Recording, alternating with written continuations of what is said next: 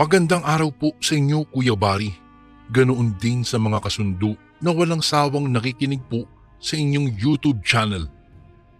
Ako nga po pala si Crisanta, 38 taong gulang at kasalukuyang nakatira ngayon dito po sa Maynila. Ang kwentong aking ibabahagi ngayon ay patungkol sa isang nakapanghihilakbot kong karanasan na nangyari sa isang taga-purok sa Iloilo. Mula Maynila ay napadpad po ako roon sa Iloilo dahil sa lalaking naging kasintahan ko po na itago nyo na lang po sa pangalang Macario. "Tulong! Tulungan nyo po ako!"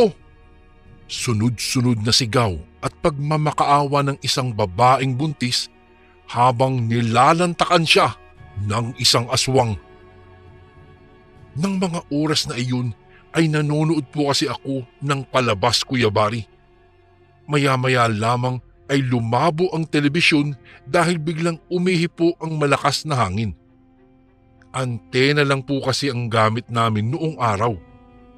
Kaya kung malakas ang hangin o di kaya naman ay malakas ang patak ng ulan, lumalabo po ang imahe ng telebisyon. Imbis na ipagpatuloy ang panonood ng katatakutan sa telebisyon, minainam ko na lamang po na patayin iyon. Naisipan kong bumili na lamang po sa tindahan ng ulam dahil gumagabi na pala. Habang nasa kalikitnaan ng aking paglalakad ay napansin ko pong may taong sumusunod sa akin. Nararamdaman ko po talaga na sinusundan niya ako dahil sa tuwing lumilingon ako sa aking likuran, natatanaw ko ang lalaking iyon na humihinto at lumilinga-linga na kunwari ay may hinahanap. Hindi ko naman po maaninag ang mukha ng lalaki sapagkat nakasuot siya ng isang itim na jacket. Nakasuot din po siya ng kulay itim na pantalon at itim na sombrero. Nakatago ang kanyang mga kamay sa bandang likuran niya na wari bang may kung anong bagay na dinudukot mula sa kanyang likod. Bunsod ng labis na takot na aking nararamdaman, Kuya Bari, ay agad na po akong tumakbo patungo sa tindahan na may nakukumpulang mga tao.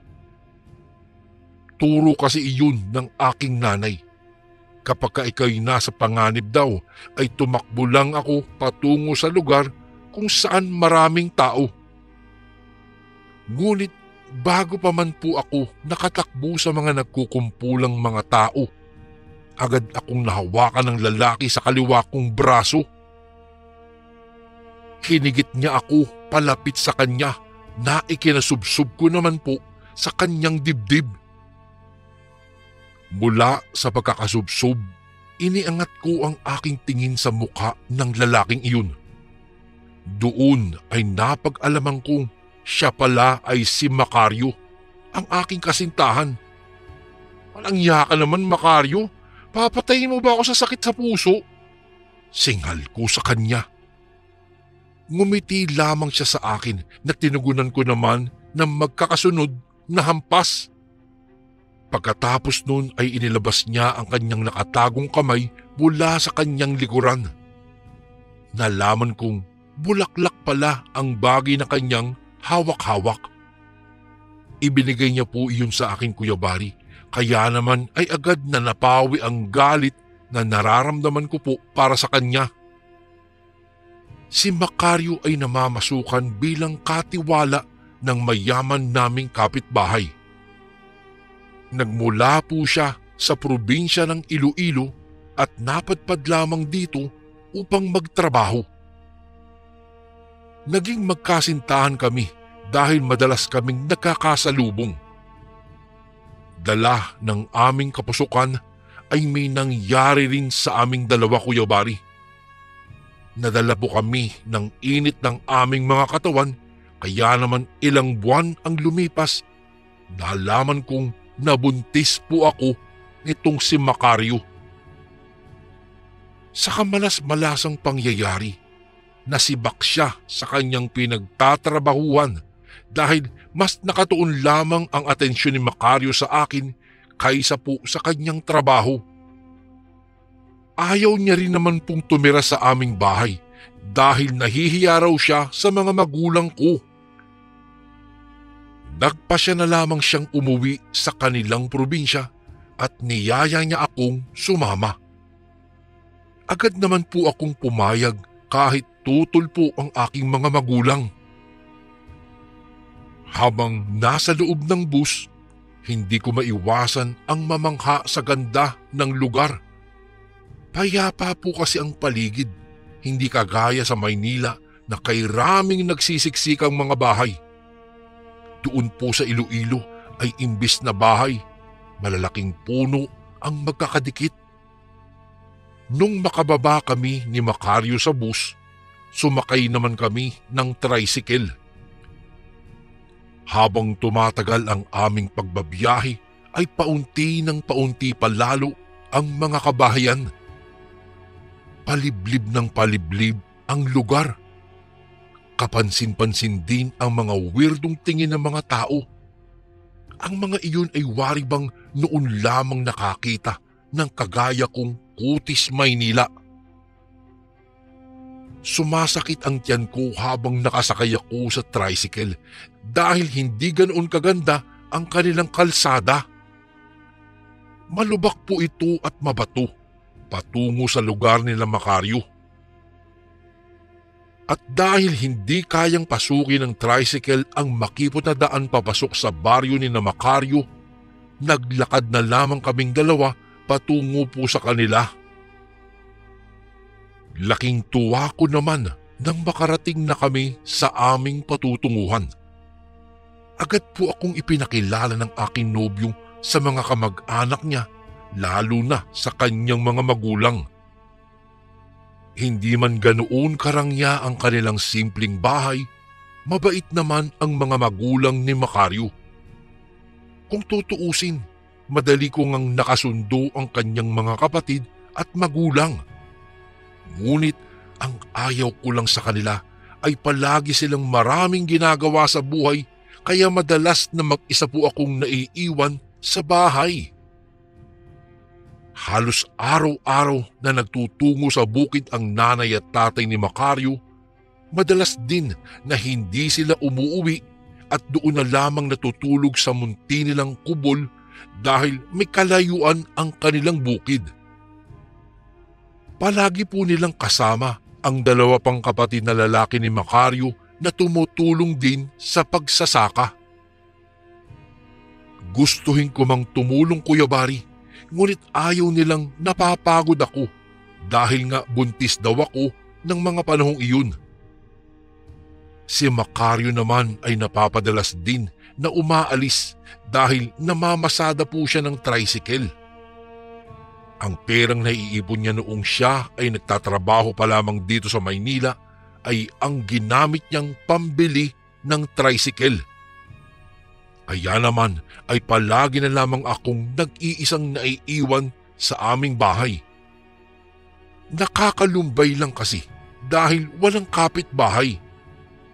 Napakalayo ng agwat ng mga makakapitbahay dahil ang mga tao sa lugar na iyon ay may kani-kanyang lupang pagmamay-ari. Crisanta, aalis na ako ha. Kailangan ko ng mamasada ng maaga upang makakuta naman ako ngayong araw. Siya nga pala, hindi raw makakauwi si nanay ngayon dahil marami silang kinakailangan tapusin sa bukid. O siya ha, mag-iingat ka dito at huwag kang sumama o magpapasok ng mga taong hindi mo kilala ha. Bilin sa akin ni Macario. Tumango naman ako, Kuya Bari, bilang pagsang-ayon sa kanyang itinuran. Pinagmasdan ko na lamang ang kanyang paglalakad palayo habang nakatulala ako sa may pintuan. Upang magkaroon ng libangan, naisipan ko pong magtanim-tanim na lamang. Noong nasa kalagitnaan ng pagtatanim ko ng bulaklak sa bakuran, ay may isang ali na napadaan at kinausap ako. At dahil likas na sa akin ang maging palausap, agad kong nakagaan ng loob ang aling iyon. Ayon sa kanya, nakatira lang daw siya malapit sa bahay ni na Macario. Dahil hindi ko siya kilala at hindi ko kabisado ang lugar, naniwala naman ako sa mga sinabi niya. "Oh, bago at mag-isa ka lang ba dito? Nasaan ang kasama mo?" tanong niya sa akin. Matapat naman akong sumagot. Nang makumpirma niya na wala akong kasama, ay agad na gumuhit sa kanyang mga labi ang nakakakilabot na ngiti. Nakita ko ang kanyang nakaririmarim na ngipin.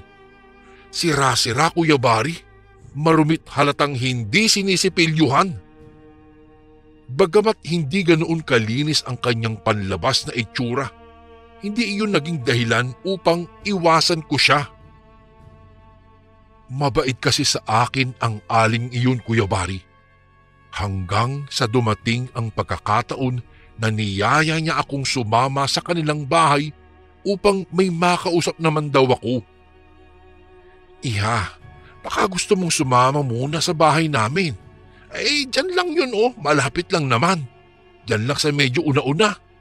Halika na, nakakapanglaw naman kasi kung mag-isa ka lang dito at walang kausap." Ngunit tumanggi ako sa kanyang inaalok. Noong tumanggi po ako, Kuya Bari, ay hindi niya naman ako pinilit. Nagpaalam na lamang siya sa akin na uuwi na siya. Unti-unti nang lumulubog ang araw, ngunit hindi pa rin umuuwi si Macario. Unti-unti na naman akong nakaramdam ng takot sapagkat ang tanging suluko ng mga sandaling iyon ay gasera lamang. Wala po kasing kuryente si na Macario, Kuya Bari. At tuluyan na ngang dumilim at isinarado ko na ang mga pintuan at mga bintana. Sobrang tahimik ng paligid at tanging huni lamang ng mga kuliglig ang aking nauulinigan ng mga sandaling iyon. Maya-maya lamang ay binasag ng isang sigaw ang katahimikang iyon. Nakarinig ako ng boses ng babae sa labas ng bahay.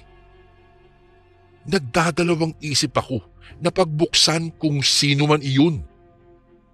Maya-maya lamang ay dahan-dahan kong nabobosesan na ang babae. Katimbre nito ng boses ng ali na aking nakausap kanina. Agad kong kinuha ang gasera na nakapatong sa lamesa at umakyat ako sa munti naming kwarto. Paunti-unti kong binuksan ang bintana at tumambad nga sa akin ang ali na nakausap ko kanina. "Iha, may dala akong ulam para sa iyo. May kasama ka ba dyan ngayon?" Sambit at tanong ng ali sa akin. Noong malaman kong siya lang pala, agad akong bumaba ng kwarto, ngunit bago iyon ay isinarado ko muna ang bintana. At pagkatapos ay pinagbuksan ko siya ng pintuan. Nang makapasok na nga ang ali sa loob ng aming bahay, ay muli kong isinarado ang pinto. Hindi naman kasi pwede kung sa bintana ko abutin ang ibinigay na ulam ng ali, kaya pinapasok ko siya. Isinaling ko ang ulam na kanyang daladala sa ibang sisidlan at nagkaroon kami ng kaunting diskusyon. "Naku, saktong-sakto itong dalawang ulam dahil hindi pa po ako naghahapunan. Hinihintay ko kasi yung asawa ko siya nga po pala. Mag-isa lang ako dito dahil hindi pa po umuuwi galing sa pamamasada ang aking asawa." Mahabang litanya ko sa babae. Maya-maya lamang po ay muli niya na naman akong niyaya na sumama sa kanilang bahay dahil marami daw akong makikilala roon at makakausap. Baka daw kasi naboboring na ako sa aming bahay. Kagaya ng una, tumanggi rin ako. Sa kalagitnaan po ng aming pag-uusap ay biglang may kumatok sa pintuan ng bahay. Nagulat naman ako sa sobrang lakas ng katok. Wari bang hihiwalay na ang aking kaluluwa sa labis na pagkabigla. Crisanta, Crisanta, si Macario to. Pakibukas naman yung pintuan. Nang marinig ko ang boses ng aking asawa, ay pansamantala kong iniwanan sa harap ng mesa ang ali. Pinagbuksan ko muna ng pintuan si Macario. Laking tuwa ko dahil nakauwi na naman ng ligtas ang aking asawa. Ipapakilala ko sana si Macario sa ali, ngunit nang tingnan ko ang ali sa mesa, wala na ito roon. Maliban na lamang sa isang pusang itim na nakapatong sa ibabaw ng mesa. Nagulat ako at natuliro. Hindi ko alam kung pinaglalaroan lamang ako ng aking guni-guni o baka ay dala lamang ito ng gutom. "Oh, Crisanta, bakit may pusang itim dito sa loob ng bahay?" Pagtatakang tanong ni Macario. Hindi po ako nakapagsalita ng mga oras na iyon. Maging ako po ay nagulat kung bakit nagkaroon ng pusang itim doon sa aming lamesa, samantalang nawala naman ang ali. Binugaw tuloy ni Macario ang pusa at pinalabas iyon ng bahay. Tiningnan ko naman ang ilalim ng aming mesa kung naroon ba ang ali, ngunit wala naman siya doon. Wala talaga akong maalala na lumabas ang ali, Kuya Bari. "Crisanta, ano ba hinahanap mo?" tanong ni Macario sa akin dahil hindi na ako mapakali. Wala. Alika na, kumain na lang tayo." Tugon ko dito. Nagugulaminahan man, pero mas minainam ko na lamang na itago kay Macario ang gumugulo sa isip ko. Napaisip talaga ako, Kuya Bari, na imposibleng walang ali na pumasok sa loob ng bahay namin dahil ang ulam na bigay niya ay naroon pa rin sa lamesa. Sarap na sarap si Macario sa paglantak sa ulam na naroon. Ang buong akala niya ay ako ang nagluto nun. Pansamantala kong iniwanan si Macario sa hapagkainan at nagtungo ako sa kwarto upang silipin sa bintana kung nasa labas ba ang ali. Nagulat ako nang matanaw ko siyang nakatayo sa hindi kalayuan habang masamang nakatitig sa direksyong kinaroroonan ko. Maya-maya lamang ay umalis ang ali. Akma ko sana siyang tatawagin, subalit tuluyan na siyang naglaho sa dilim na hatid ng gabi. Kinabukasan ay muli na namang naulit ang pangyayaring iyon, Kuya Bari. Umalis na naman si Macario at naiwan na naman akong mag-isa sa bahay. Muli na namang nagtungo sa bahay ang aling iyon. Doon ko siya tinanong kung papaano siya nakaalis sa loob ng bahay namin kagabi nang hindi ko napapansin.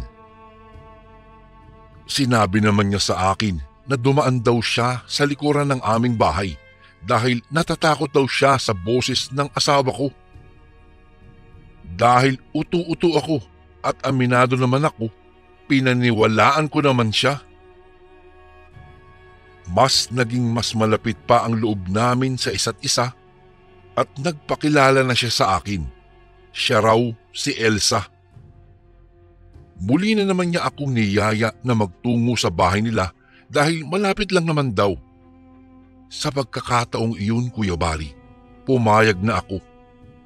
Nagtiwala ako sa kanya at sumunod lamang ako sa kanya kung saang daan siya tutungo dahil hindi ko naman kabisado ang lugar. 1 linggo pa lamang kasi ako doon. Ngunit lumipas po ang mahabang oras. Hindi pa rin kami nakakarating sa bahay nila. Sumuot na kami sa mga masusukal na gubat, tumawid sa mga ilog, ngunit ang sinasabi niyang malapit na bahay ay hindi ko pa rin nakikita. Sa bawat dinadaanan namin ay nagpuputol ako ng halaman dahil iyon ang itinuro sa akin ni Macario upang hindi raw ako maligaw at upang magkaroon ako ng palatandaan sa dinadaanan namin. Sa ganoong paraan daw, makakauwi daw ako kapag naligaw. Kalaunan nga at hindi nagtagal ay nakarating din kami sa isang purok. Kakaiba ang kolonyalismo ng lugar na iyon. Mapabata man o mapatanda, ang lahat ay kakaiba kung tumindig. Wari bang nais akong sakmalin ng mga taong naroroon sa purok na iyon? Sinabi naman sa akin ni Elsa na normal lamang daw ang ganoong sitwasyon sa kanilang purok, lalong-lalo na kung may bagong dayo sa kanilang lugar. Kinabahan naman ako at ng oras na iyon ay nag-umpisa na akong natakot. Iniisip ko na hindi ko kayang umuwi pabalik dahil sa layo ng nilakad namin ni Elsa. Sinabihan ko naman kaagad siya na ihatid na niya ako pauwi bago magdilim. At nakakatuwa dahil sumang-ayon naman siya sa pakiusap ko. "Crisanta, di ba't buntis ka?" Tanong sa akin ni Elsa. Nagulat na lamang ako kung papaano niya nalaman na buntis ako. Sinagot ko na lamang siya ng totoo at hindi nga nagtagal ay narating namin ang bahay nila. Doon ay sumalubong sa amin ang pamilya ni Elsa na wari bang gutom na. Nandilisik ang mga mata ng mga tao sa bahay nila Elsa at ang lahat ay nakapagtatakang ayaw ihiwalay ang tingin nila sa akin. Ganun pa man, Kuya Bari, kahit nawiwirduhan ako, ay naisipan ko pa ring humiga at magpahinga sa kwarto ni Elsa. Dahil buntis ako ay mabilis akong napagod at nakaramdam ng antok. Hanggang sa nakatulog ako. Hindi ko na namalayan ang takbo ng oras hanggang sa gumabi na pala. Nagising na lamang po ako nang maramdaman kong may tumutusok sa aking tiyan. Napabalikwas ako ng bangon at nakita kong pinalilibutan ako ng pamilya ni Elsa. Inilagay nila ako sa isang mahabang mesa. Elsa, anong ginagawa niyo sa akin? Makaaswang ba kayo?" Sigaw ko nang makita ko na nag-iba ang kanilang mga wangis kahalintulad ng mga halimaw. Nakita ko rin kung papaanong nagbago ang anyo ni Elsa. Malakas ang kutob ko na aswang ang kanila. Nagulat ako sa aking nakita. Agad akong nagpumiglas at lumabas sa bahay nila. Naging malinaw na sa akin kung bakit ako kinakaibigan ni Elsa. Batid pala nito na buntis ako. At naalala kong buntis nga pala ang paboritong kainin ng mga aswang na kagaya nila. Nang mga oras na iyon, Kuya Bari, ay aligaga ako at hindi malaman kung saan pupunta. Ang pamilya ni Elsa ay nakangiti habang mabalasik na nakatitig sa akin. Habang ang ilan naman sa kanila ay nagtutulo na ang mga laway at umaangil. Hindi ako makapaniwala na totoo pala ang mga aswang na noon ay napapanood ko lamang sa telebisyon. Tumakas ako. Agad akong naghanap ng lugar na mapupuntahan hanggang sa may natanaw akong mga nagkukumpulang mga tao. Patakbo kong lumapit patungo sa kanila, ngunit nang makadais ako ay nakita kong pinalilibutan nila ang isang bangkay ng tao na sabay-sabay nilang nilalantakan. Halos maduwal ako, Kuya Bari, sa senaryong iyon. Bahagya akong napaatras dahil sa tindi ng takot at pagkabigla. Inakala kong ligtas ang paglapit sa mga nagkukumpulang mga tao, ngunit hindi pala. Napagtanto ko na naroon ako sa isang purok ng mga aswang. Kung sa Maynila, tsismis ang tinutumpukan, dito sa purok ng mga aswang, karne ng tao ang pinag-aagawan. Noong mapansin kong malapit na sa aking kinaroroonan ang pamilya ni Elsa, tumakbo na ako ng tumakbo. Bahala na kung saan ako mapunta. Hanggang sa makita ko at parang natatandaan ko ang daan palabas. Bahala na ang sabi ko sa sarili ko.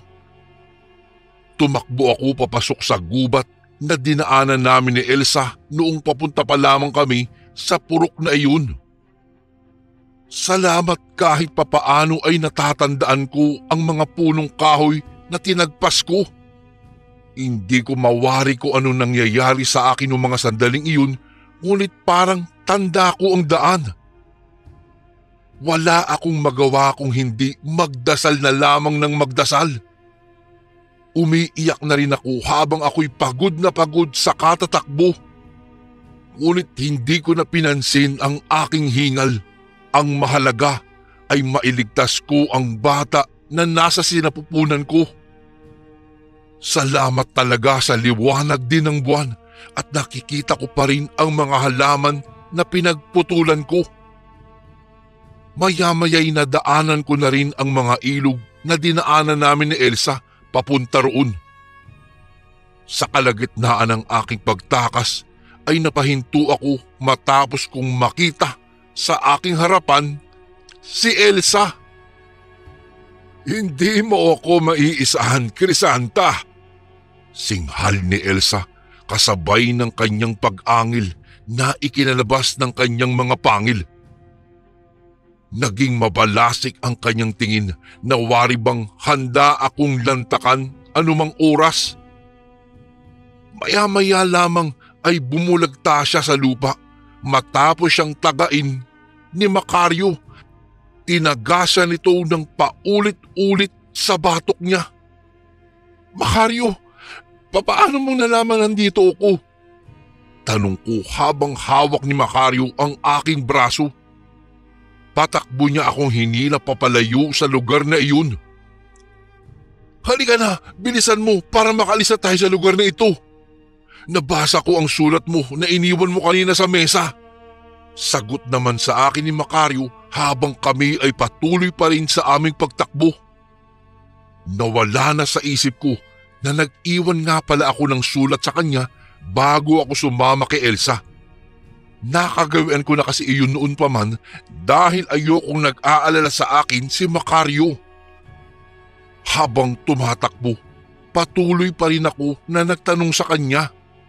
Tinanong ko si Macario kung papaano niya nalaman na naroon ako dumaan sa gubat na iyon. Ayon sa kanya, may nakakita raw sa akin na mangangahoy na may kasama akong isang babae. Nasaksihan daw ng mangangahoy na iyon ang pagsuot namin ni Elsa sa gubat na iyon. Kaya bilang pagbabakasakali na matagpuan ako, sinuong ni Macario ang gubat. At dahil nga doon, nailigtas niya ako at tagumpay niya akong nailayo sa purok ng mga aswang. Iyak pa rin ako ng iyak, Kuya Bari, habang kami ay tumatakbo at hinahanap ang daan palabas. Noon pa raw talamak na ang mga aswang sa kanilang lugar, ngunit ang purok na tinuturo ng mga tao na purok ng mga aswang ay tribo lang daw ng mga katutubo at walang naiiwang bakas sa kanilang purok na pumapatay sila ng tao. Wala ding patunay na sila ay mga aswang. Dahil po sa pangyayaring iyon ay minabuti namin ni Macario na bumalik na lamang sa Maynila sapagkat sobra ang trauma na naghatid sa akin ng nakakakilabot na karanasang iyon. Habang kami ay nasa biyahe pa uwi, iniisip ko pa rin ang mga nangyari, lalong-lalo na yung babaeng iyon, si Elsa. Hindi ako naniniwalang mga katutubo lang sila, Kuya Bari, lalong-lalo na yung mga nagtutumpukang mga taong kumakain ng karne ng tao. Magpas hanggang ngayon talaga ay hindi ako makapaniwala na mga katutubo sila. Sila ay mga aswang. Isang karanasan po sa aking buhay ang nagbigay aral sa akin na huwag basta-basta magtiwala sa mga tao na nakakaharap natin sa pang-araw-araw. Sa ngayon po ay malaki na ang anak namin ni Macario. Nailuwal ko naman po ito nang walang problema. Ngunit sa tuwing nakakakita po ako ng buntis na babae, ay hindi talaga mawala-wala sa aking isipan at sumasagi pa rin magpahanggang ngayon ang babaeng iyon, si Elsa. Alam kong hindi siya katutubo at siya ay nagmula doon sa purok ng mga aswang. Hanggang dito na lang po ang aking kwento, Kuya Barry. Nawa po ay magsilbing aral sa inyo na huwag kayong basta-bastang makikipag-usap at magtitiwala sa mga estranghero dahil maaari ninyo itong ikapahamak. Maraming salamat po kung sakaling mabasa niyo po ito sa inyong channel. Lubos na gumagalang, Crisanta.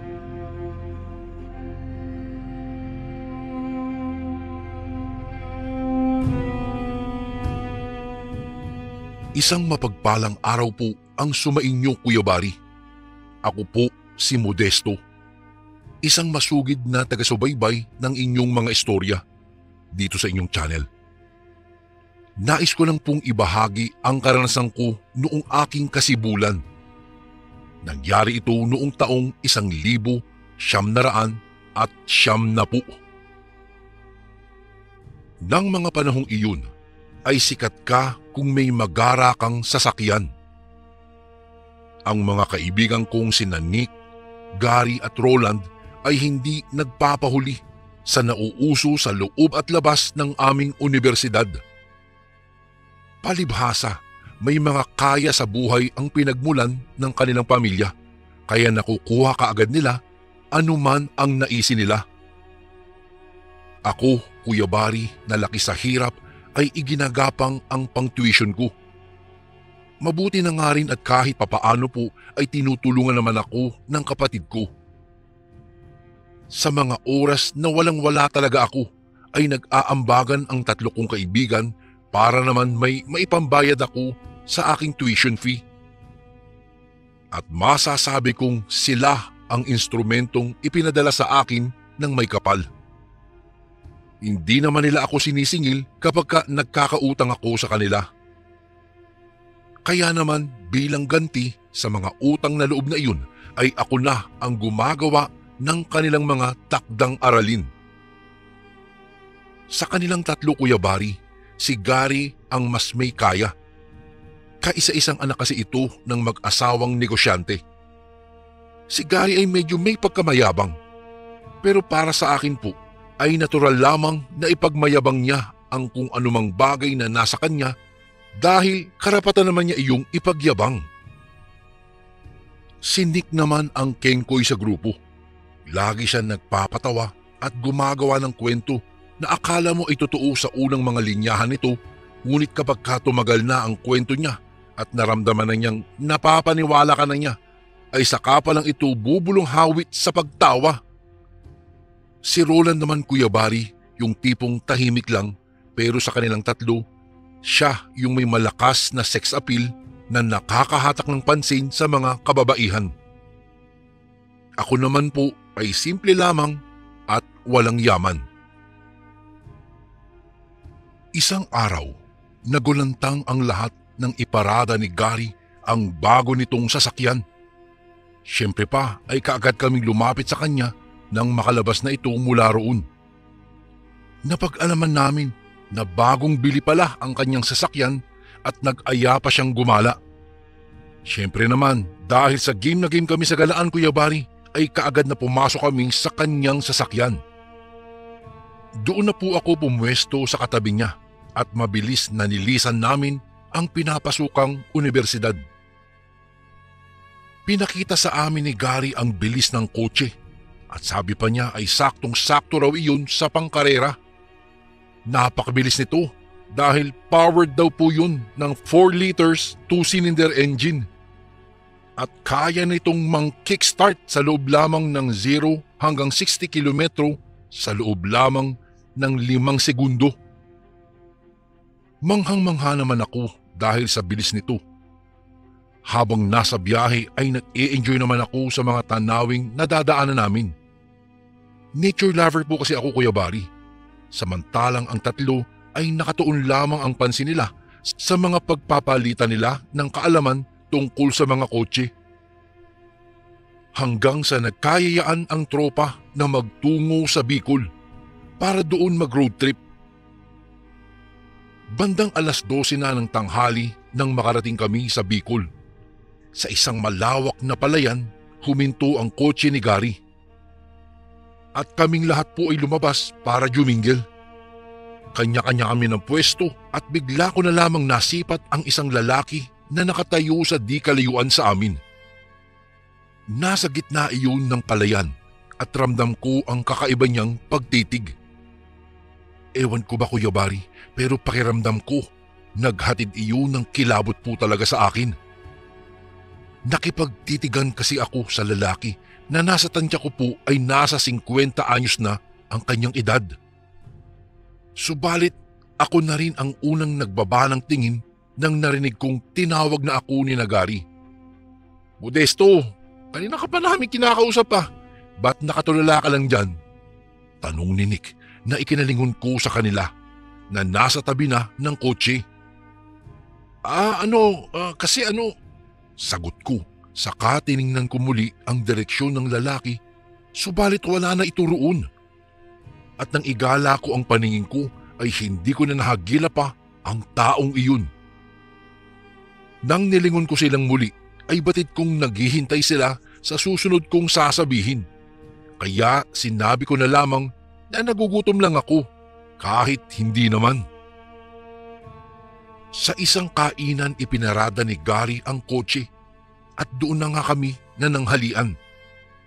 Sa paglingon ko sa kabilang mesa, nasipat kong muli ang lalaking nakita ko sa may gitna ng palayan.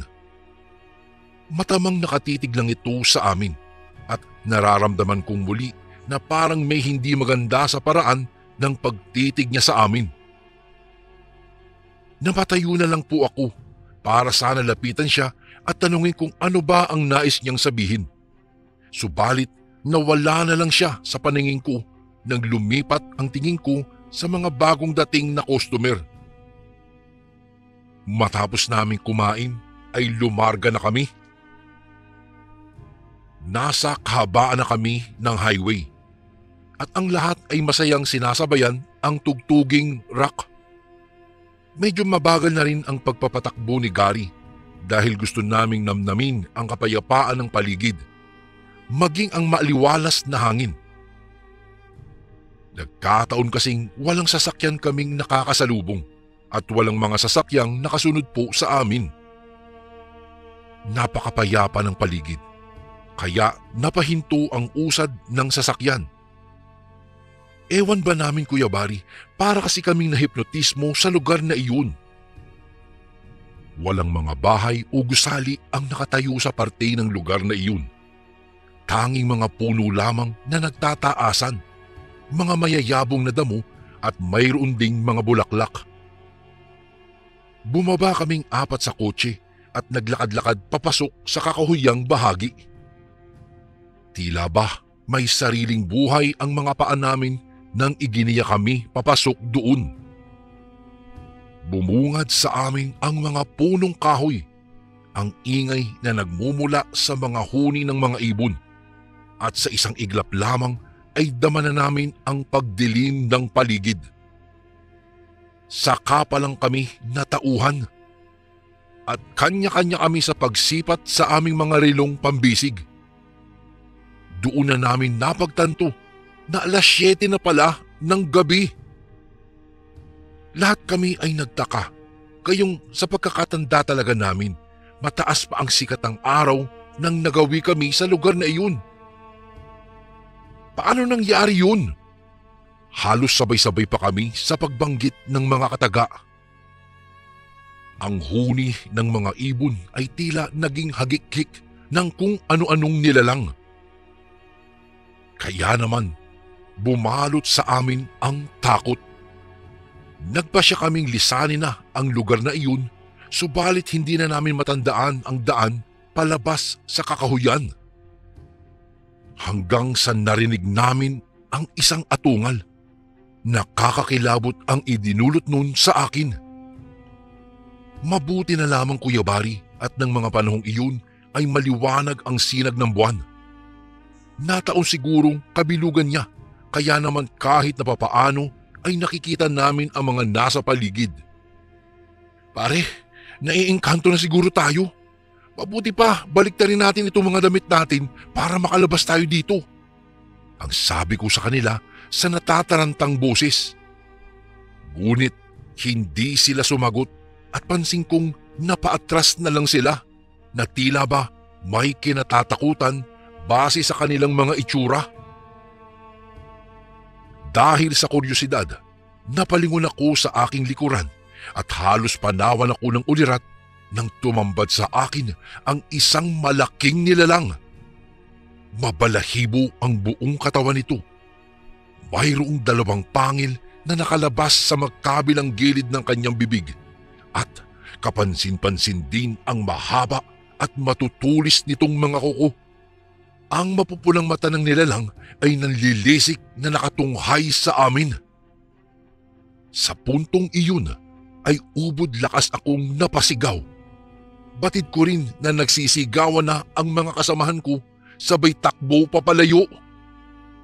Hindi ko na namalayan pa kung saan sila nagsusuot, pero pansin ko na sinusundan sila ng nilalang.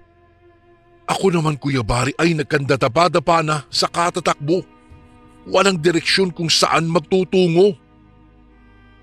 Hindi ko na nga ininda ang sakit sa bawat mga sugat na nililikha ng mga munting sanga ng kahoy na nakaharang sa dinadaanan ko.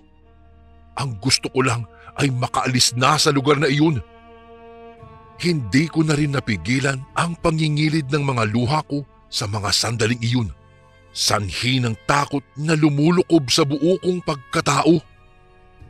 Hanggang sa napadpad na lamang ako sa tabi ng isang malaking puno.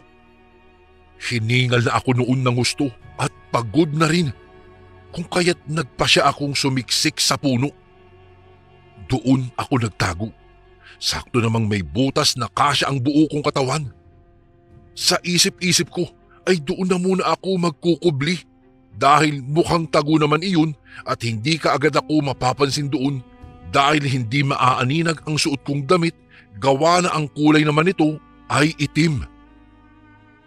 Kahit na hinihingal na ako ng husto, ay pilit ko pa rin pinipigilan na magpakawala ng malakas na paghinga dahil alam kong anumang oras ay maaari akong matuntun ng nilalang na iyon.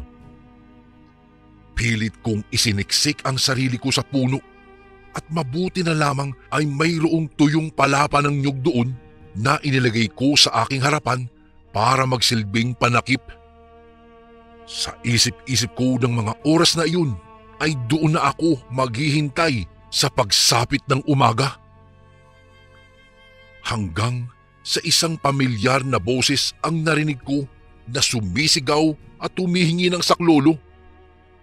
Akmang lalabas na sana ako sa aking pinagkukublihan nang marinig ko ang atungal ng nilalang na humahabol sa mga kaibigan ko. Bigla na lamang akong nanigas at tinakpan ang bibig ko para hindi makalikha ng anumang ingay. Gusto ko sanang sakluluhan si Nick, subalit hindi ko nagawa dahil takot din ako para sa aking kaligtasan.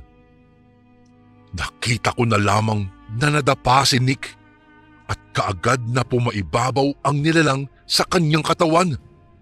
Narinig ko pa ang pagmamakaawa ni Nick. Dinig na dinig ko ang kanyang pagsigaw nang biglang hablutin ng nilalang ang kanyang isang braso at kaagad itong nilantakan.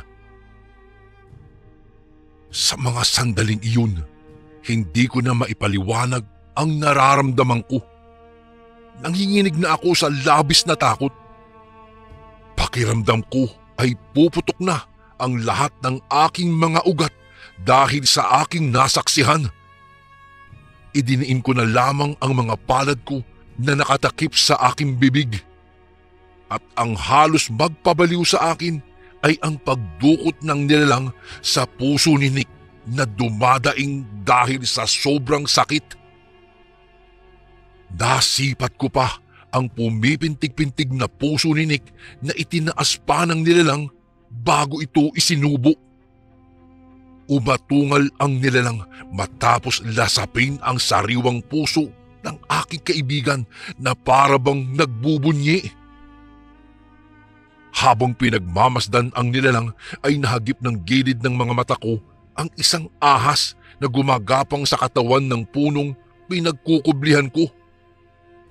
Gumapang ito hanggang sa narating nito ang aking balikat. Mas sumidhi pa ang takot ko dahil doon. Sa lahat pa naman ng hayop ay ahas ang lubos kong kinatatakutan. Gusto kong sumigaw at tumakbo, ngunit takot akong gumalaw dahil baka mapansin ako ng nilalang at baka ako naman ang isunod nitong lantakan.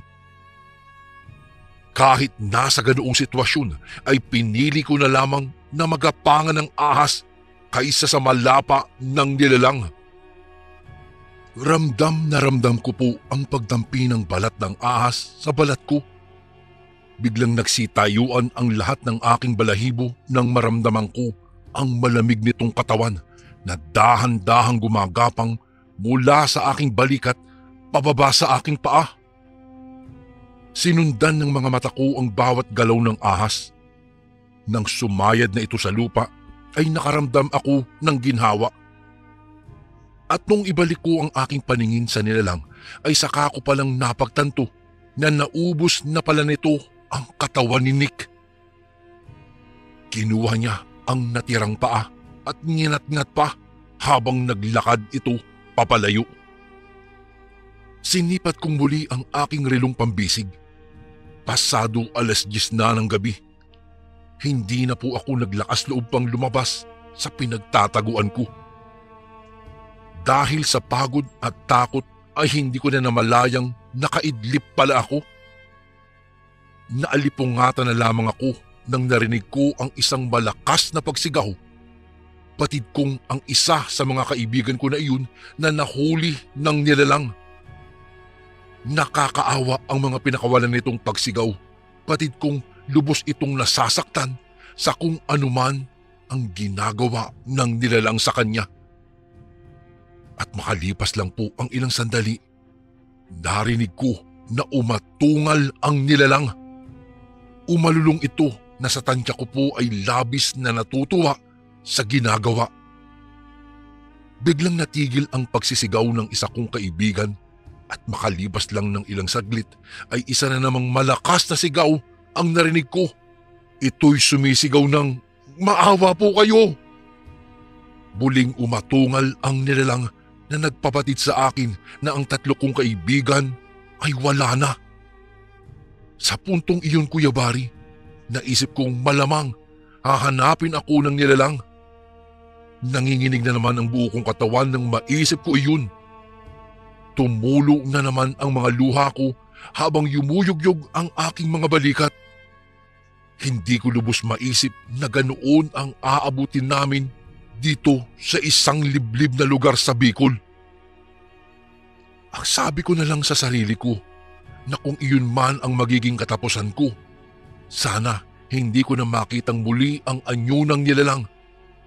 Sana ay dalawin na ako ng matinding antok at makatulog na lamang. Marami akong naiisip ng mga sandaling iyon, Kuya Bari. Hanggang sa wakas, nakadama na ako ng antok dahil sa tindi ng aking pagod.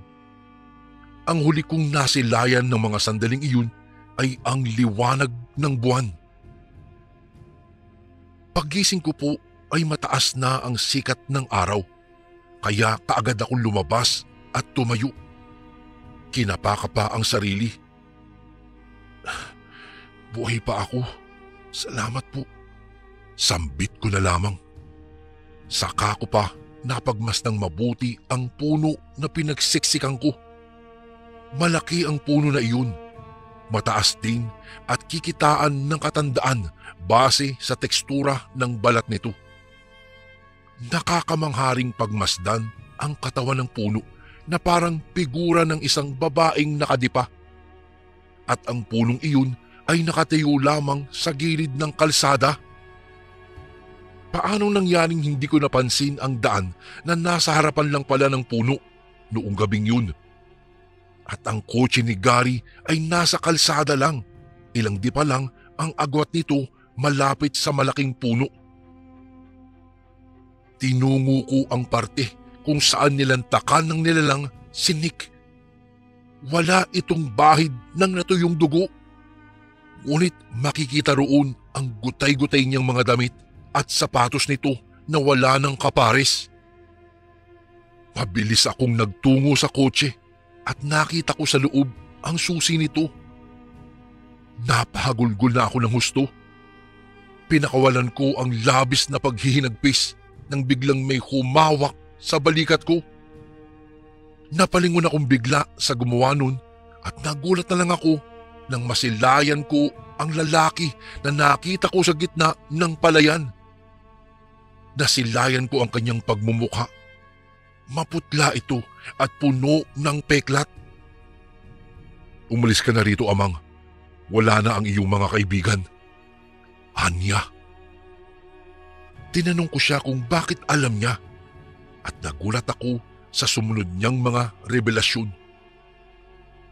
Ayon pa sa kanya na ang nilalang na nakita ko ng gabing iyon ay isang aswang at ang lugar na iyon ay kuta nito. Kuta ng aswang ang napuntahan namin, Kuya Bari. May kakayahan daw ang isang aswang sa paghihipnotismo oras na magawi ka sa kuta nito. Hindi mo raw mapapansin ang pagtakbo ng oras kapag ikaw ay nakapasok na sa kuta nito. Ganoon nga ang nangyari sa amin. Nung tinanong ko kung kilala ba niya ang aswang, ay tumango lang ito at sabi niya ang aswang na nakita ko ay sa gabi lang nakakapambiktima. Maswerte nga lang daw ako dahil nakaligtas pa ako mula sa aswang na nakaengkwentro namin. Binalaan pa niya ako at sinabing wag na daw akong magagawi pa sa parting iyon dahil baka sa susunod na makita ko ang aswang na iyon ay magiging katapusan ko na. Siya pa ang nagbukas ng pintuan ng kotse para makaalis na ako roon. Mabuti na lamang at kahit papaano ay marunong akong magmaneho.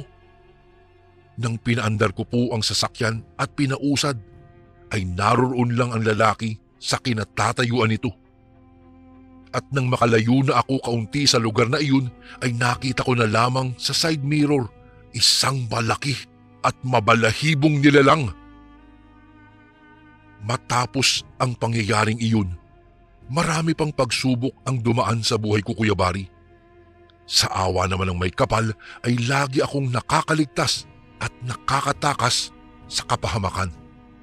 Subalit ang karanasan kong iyon ang siyang hinding-hindi ko po malilimot.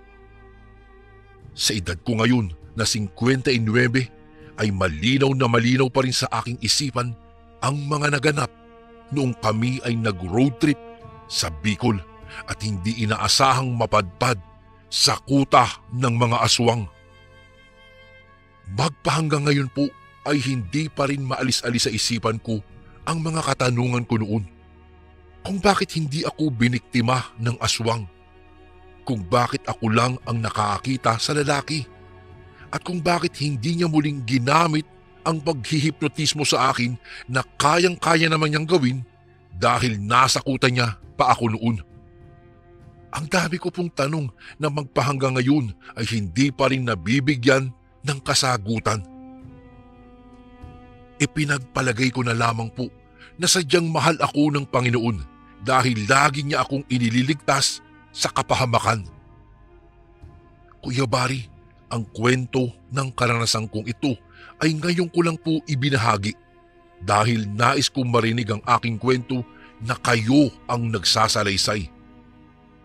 Isang kagalakan po ang maisalaysay itong kwento ko sa inyong channel.